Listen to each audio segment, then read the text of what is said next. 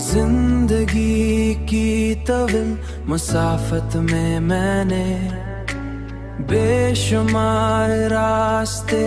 तय किए और बहुत से चेहरे देखे, मगर दिल को वो सुकून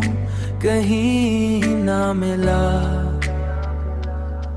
जो तुम्हारी खामोश मुस्कुराहट में था।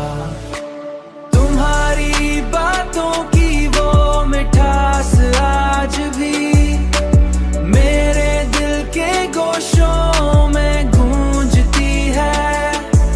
और हर तन्हा लम्हे में मुझे ये एहसास दिलाती है कि मोहब्बत सिर्फ मिलने का नाम नहीं,